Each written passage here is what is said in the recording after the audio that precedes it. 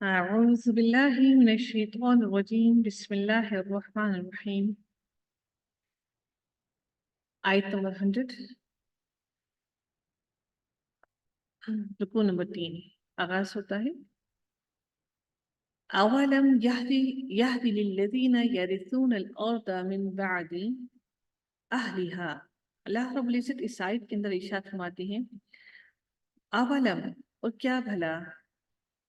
اولم یهدی للذین یرثون الارض اللہ تعالیٰ ارشاد فرماتے ہیں اور کیا ان لوگوں کو جو زمین کے وارث ہوئے جن کو اللہ تعالیٰ نے زمین کا وارث بنایا من بعد اہلها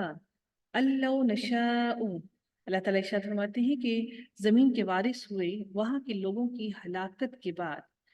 ان لو نشاء اصبناهم بذنوبهم اللہ تعالیٰ نے ہلاکت میں کیوں ڈالا ان کے گناہوں کے سبب اللہ تعالیٰ ارشاد فرماتے ہیں کہ وہاں کے لوگوں کی ہلاکت کے بعد یہ بات نہیں بتلائی یہ بات نہیں بتائی وَنَتْبَعُ عَلَى قُلُوبِهِمْ فَهُمْ لَا يَسْمَعُونَ کہ اگر ہم چاہیں تو ان کے جرائم ان کے گناہوں کے سبب ان کو ہلاک کر ڈالیں اور ہم ان کے دلوں پر بند لگا دیں ہم ان کے دلوں پر قفل لگا دیں مہر لگا دیں وَنَتْبَعُ مہر لگا دیں عَلَى قُلُوبِهِمْ ان کے دلوں پر فَهُمْ لَا يَسْمَعُونَ بس وہ نہ سن سکیں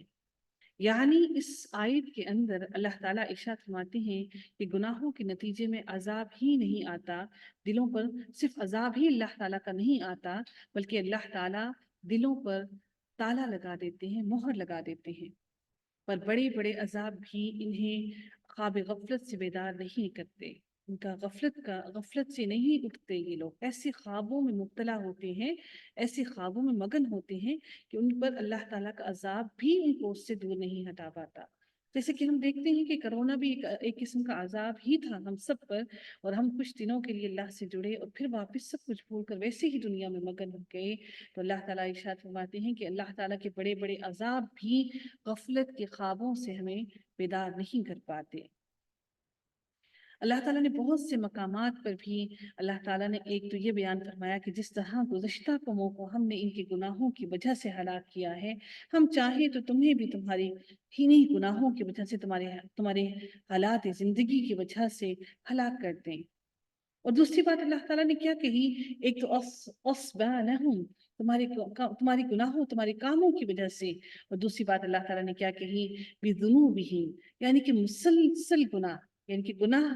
پر گناہ کرتے جائیں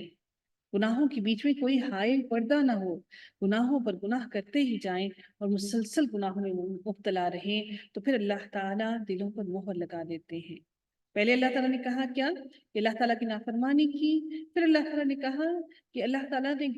وہ لوگ گناہوں میں مبتلا ہوئے اور مسلسل کرتے رہے پھر اللہ تعالیٰ دلوں پر مہر لگاتے ہیں وَنَتْبَعُ عَلَىٰ قُلُوبِهِمْ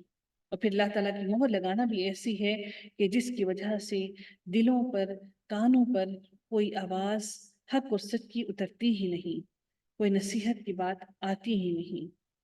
اللہ رب العزت سے دعا ہے کہ اللہ تعالیٰ ہم سب کو ہدایت عطا فرمائے اگلی آیت میں ارشاد ہوتا ہے تلک القرى اللہ تعالیٰ ارشاد فرماتے ہیں تلک القرى نقص علیک من انبائها ان بستیوں کے اللہ تعالیٰ نے کچھ قصے ہمیں اس لیے بیان کیے ہمیں اس لیے بتائے ایک تو سب سے اہم بات کیا تھی کہ یہ معجزات بھی تھے کہ وہ نبی اس وقت وہاں پر موجود نہیں تھے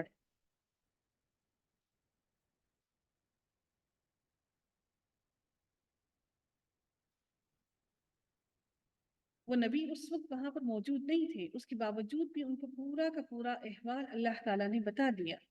اور یہاں پر اللہ تعالیٰ وہی ارشاد فرماتے ہیں کہ اللہ تعالیٰ نے جب یہ ساری کی ساری بستیوں کے بارے میں بیان کر دیا سارے کے سارے عذاب کے بارے میں بیان کر دیا تو سب کے پاس اللہ تعالیٰ ان سب کے پاس ان پیغمبر کے معجزات لے کر آئے یہ پیغمبر وَلَقَدْ جَاءَتْهُمْ رُسُلُهُمْ بِالْبَيِّنَاتِ یہ سارے کے سارے پیغمبر معجزات لے کر آئے ان سب کے پاس یہ معجزات ہی تھے جو پرانی باتیں پرانے تمام کے تمام بیانات اس لیے انہوں نے کیے کہ معجزے تھے کہ وہ ہر بات کو کھول کر بیان کرتے ہیں فما كانوا ليؤمنوا بما كذبوا من قبل کس وجہ سے کہ جس چیز کو انہوں نے ابتدا میں جھوٹا کہہ دیا جس چیز کو انہوں نے جھٹلایا بما كذبوا بما كذبوا من قبل، اس سے قبل انہوں نے جس بھی چیز کی تکذیب کی اس کو جھوٹا کہا پھر اس کو وہ مان لیتے. فما كانوا ليؤمنوا بما كذبوا، کہ پھر وہ اس کو مان لیتے جس چیز کو وہ جھٹلاتے تھے. كذلك يطبع الله على قلوب الكافرين، اللہ تعالیٰ ارشاد فرماتے ہیں کہ اسی طرح سے اللہ تعالیٰ کافروں کے دلوں پر مہر لگا دیتا ہے اور ان کے دلوں کو بند کر دیتا ہے. اب بینات کون سی نشانیاں ہیں؟ وہ کھلی نشانیاں جو وہ معجزات کے طور پر لائے. ایک تو پرانی باتیں، تمام قصے، اور دوسرا معجزہ کیا تھا کہ رسولوں کے ذریعے سے جب تک ہم نے اپنی حجت پوری نہ کر لی، تمام کی تمام تنبیہات نہ بتا دیں، تمام کی تمام باتیں نہ بتا دیں کہ اللہ تعالیٰ کا عذاب ایسے آئے گا، اس وقت تک اللہ تعالیٰ کسی بھی بستی پر عذاب نہیں لے کر آتا. آیت کے اگلے حصے میں ہم جو دیکھ رہے ہیں، اللہ تعالیٰ ارشاد کیا فرماتے ہیں کہ اب اس سے مراد دو باتیں لی جاتی ہیں. اس سے مراد کیا لی جاتی ہیں کہ یوم میثاق کو جب عہد لیا گیا تھا تو یہ اللہ کے علم میں ایمان لانے والے نہ تھے، یعنی کہ اللہ تعالیٰ کے ساتھ یہ ایمان لانے والے نہ تھے. اس لیے جب ان کے پاس رسول آئے تو اللہ کے علم کے مطابق ایمان نہیں لائے، کیونکہ ان کی تقدیر میں ہی ایمان نہیں تھا. یعنی کہ اللہ تعالیٰ نے ایمان لانا بھی تقدیر میں لکھ دیا تھا، جسے اللہ تعالیٰ نے اپنے علم کے مطابق لکھ دیا تھا، جس کو حدیث میں بتایا گیا ہے. حدیث میں کیا نبی صلی اللہ علیہ وسلم نے فرمایا ہے کہ جب پیغمبر ان کے پاس آئے تو اس وجہ سے ان پر ایمان نہیں لائے کہ وہ اس سے قبل حق کی تکذیب کر چکے تھے، حق کو جھٹلا چکے تھے. گویا اللہ تعالیٰ نے ابتدا میں جس چیز کی تکذیب یہ کر چکے تھے، شروع میں جس چیز کو یہ جھٹلا چکے تھے، یہی گناہ ان کے ایمان نہ لانے کا سبب بنا، اور ایمان لانے کی توفیق اس لیے اللہ تعالیٰ نے ان سے چھین لی. اور اسی بات کو اللہ تعالیٰ اگلے حصے میں ارشاد فرماتے ہیں کہ كَذَلِكَ يَطْبَعُ اللَّهُ عَلَى قُلُوبِ الْكَافِرِينَ، کہ اللہ تعالیٰ اسی طرح سے دلوں پر مہر لگا دیتا ہے. وَمَا يُشْعِرُكُمْ أَنَّهَا إِذَا جَاءَتْ لَا يُؤْمِنُونَ. اسی طرح سے اللہ تعالیٰ سورۃ الانعام کی آیت میں ارشاد فرماتے ہیں کہ اور تمہیں کیا معلوم ہے کہ یہ تو ایسے بدبخت ہیں کہ ان کے پاس نشانیاں بھی آ جائیں تب بھی یہ ایمان نہ لائیں، اور ہم ان کے دلوں اور آنکھوں کو الٹ دیں گے جیسے یہ اس قرآن پر پہلی دفعہ ایمان نہیں لائے ویسے پھر بھی نہیں لائیں. نبی کریم صلی اللہ علیہ وسلم سے بھی ان لوگوں نے بہت زیادہ بار کہا کہ آپ ہمارے پاس کوئی نشانیاں لے کر آئیں، آپ نشانے لائیں گے تو ہم ایمان ضرور لائیں گے، لیکن وہ ایمان پھر بھی نہ لائیں. اگلی آیت میں اللہ تعالیٰ ارشاد فرماتے ہیں وَمَا وَجَدْنَا لِأَكْثَرِهِم مِّنْ أَحْدٍ وَإِن وَجَدْنَا أَكْثَرُهُمْ لَفَاسِقِينَ. اب اس آیت کے اندر پھر کون سے عہد کی بات کی جا رہی ہے؟ اکثرہم من عہد. اب کون سا عہد یہاں پر بات کی جا رہی ہے؟ اور اکثر لوگوں میں عہد کو وفا نہیں کرتے، عہد کو پورا نہیں کرتے، اور ہم نے اکثر لوگوں کو فاسق ہی پایا. وَإِن وَجَدْنَا أَكْثَرُهُمْ لَفَاسِقُونَ، اور ہم نے اکثر لوگوں کو فاسق ہی پایا. اس عہد سے مراد کچھ مفسر جو ہیں وہ لیتے ہیں عہد الست، جو پہلا عہد اللہ تعالیٰ نے تمام روحوں سے لیا تھا. بعض نے اس سے مراد عذاب ٹالنے کے لیے پیغمبروں سے جو عہد کرتے تھے ان کی قوم والے وہ مراد لیا ہے، اور بعض نے اس کو عام عہد جو ہم آپس میں عہد کرتے ہیں ایک دوسرے سے وہ مراد لیا ہے. بہرحال اس سے مراد جو بھی ہو، لیکن بات عہد کی جا رہی ہے، اور اس سے ہمیں یہ معلوم ہونا چاہیے کہ عہد شکنی کرنا اللہ تعالیٰ کے عذاب کو پکارنے کے برابر ہے، مترادف ہے. تو عہد بہت بڑی اور بہت اہم بات ہے. تو اللہ تعالیٰ ارشاد فرماتے ہیں اکثر ہم نے فاسق ہی پائے کہ جو عہد کو پورا نہ کرنے والے ہیں. اللہ تعالیٰ ارشاد فرماتے ہیں ثم بعثنا من بعدهم موسیٰ. اس کے بعد اگلی بات حضرت موسیٰ علیہ السلام کی بات کی جا رہی ہے کہ یہاں سے حضرت موسیٰ علیہ السلام کا ذکر شروع ہو رہا ہے کہ جو اس کے پہلے ہم نے سارے نبیوں کا ذکر پڑھا لیکن موسیٰ علیہ السلام کا ذکر نہیں پڑھا. اب یہاں پر حضرت موسیٰ علیہ السلام کا ذکر کیا جا رہا ہے کہ وہ جو پیغمبر تھے اللہ تعالیٰ نے ان کی طرف بھی آیاتنا الی فرعون وملئہ فظلموا بها. تو اللہ تعالیٰ نے حضرت موسیٰ علیہ السلام کو جب پیغمبر بنا کر بھیجا تو فرعون مصر ان کی قوم پر ظلم کرتا تھا، اور اللہ تعالیٰ نے حضرت موسیٰ علیہ السلام کو بھیجا کہ اے موسیٰ جائیں فرعون کے پاس اور اس کے سرداروں کے پاس کہ وہ اپنی قوم پر لوگوں پر ظلم کرتا ہے، مگر وہ جو ظلم کر رہا ہے ان کو اس سے روکیے، ان کو منع کیجیے کہ وہ اس قوم پر ظلم نہ کریں۔ فانظر کیف کان عاقبت المفسدین، اللہ تعالیٰ ارشاد فرماتے ہیں مگر ان لوگوں کو نے ان کا بالکل حق ادا نہ کیا۔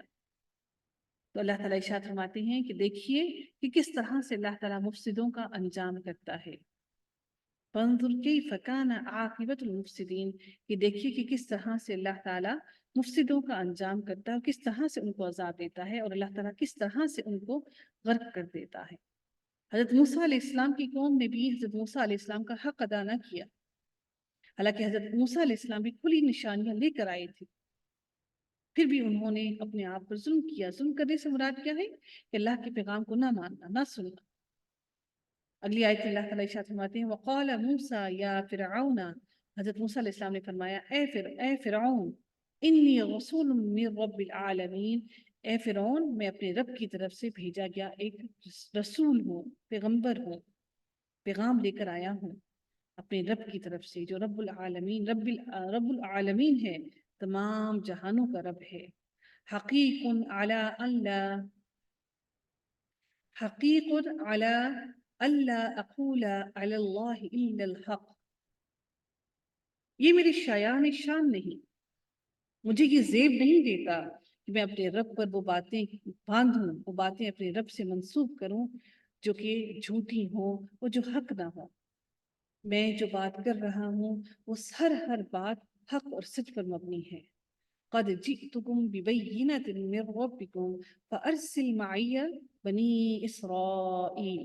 اب یہاں سے کیا مراد ہے؟ اللہ تعالیٰ نے حضرت موسیٰ علیہ السلام سے کہا تھا کہ جاؤ اور جا کر اپنی بنی اسرائیل کی قوم کو وہاں سے چھٹکارا حاصل دلاؤ۔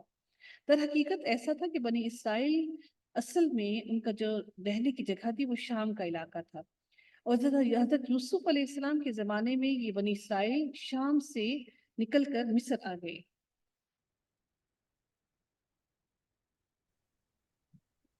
بنی اسرائیل شام سے نکل کر مصر آ گئے اور پھر وہیں پر رہنے لگے، تو فرعون نے ان سارے بنی اسرائیل کو اپنا غلام بنا لیا۔ اور پھر اللہ تعالیٰ نے حضرت موسیٰ علیہ السلام کو جب وہاں پر بھیجا تو حضرت موسیٰ علیہ السلام نے ان سے کہا، کس سے کہا؟ حضرت موسیٰ علیہ السلام نے فرعون سے کہا کہ اگر تم تو ایمان نہیں لاتے ہو اور نہ ہی تمہارے سردار ایمان نہیں لا رہے، تو تم سے میں دوسرا مطالبہ یہ کرتا ہوں کہ اس بنی اسرائیل کو آزاد کر دو، تاکہ یہ اپنے اسی علاقے میں جا کر، اپنے آبائی علاقے میں جا کر، شام میں جا کر عزت اور احترام کی زندگی گزار سکیں، کیونکہ یہاں پر وہ ذلت کی زندگی گزار رہے ہیں۔ اللہ تعالیٰ نے اس لیے حضرت موسیٰ علیہ السلام کو وہاں پر بھیجا۔ قال ان كنت جئت بآیت فأت بها ان كنت من الصادقین۔ اب فرعون نے کیا کہا؟ فرعون نے کہا اگر آپ کوئی معجزہ لے کر آئے ہیں تو اس معجزے کو پیش کیجئے میرے سامنے، لے آئے اس معجزے کو لے کر اور پیش کیجئے، ان كنت من الصادقین، اگر تو آپ سچے ہیں۔ پھر حضرت موسیٰ علیہ السلام نے کیا معجزہ دکھایا؟ فَأَلْقَى عَصَاهُ فَإِذَا هِيَ ثُعْبَانٌ مُبِينٌ، وہاں پر جتنے بھی وہاں پر جادوگر تھے سب نے چھوٹے چھوٹے سے وہ بنا دیے سانپ، اور حضرت موسیٰ علیہ السلام نے جب اپنا عصا وہاں پر پھینکا تو وہ بہت بڑا اژدہا بن گیا اور وہ ان سارے کے سارے سانپوں کو نگل گیا۔ یہ ایک معجزہ انہوں نے دکھایا فرعون کے دربار کے اندر۔ اور دوسرا معجزہ انہوں نے کیا دکھایا؟ وَنَزَعَ يَدَهُ فَإِذَا هِيَ بَيْضَاءُ لِلنَّاظِرِينَ۔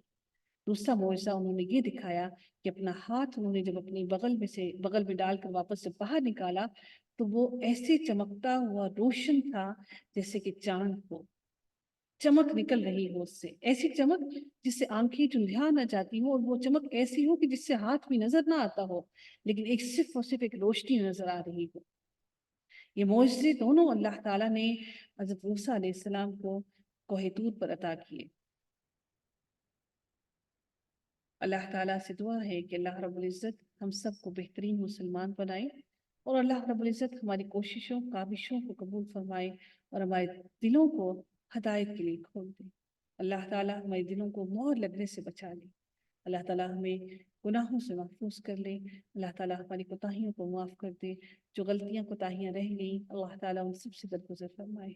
آمین یا رب العالمین۔ وآخر دعوانا ان الحمد للہ رب العالمین، صلی اللہ تعالی علی خیرہ خلقہ اجمعین برحمتک یا ارحم الراحمین، سبحانک اللہم وبحمدک،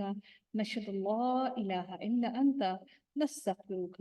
ونتوب الیک۔ السلام علیکم ورحمۃ اللہ وبرکاتہ۔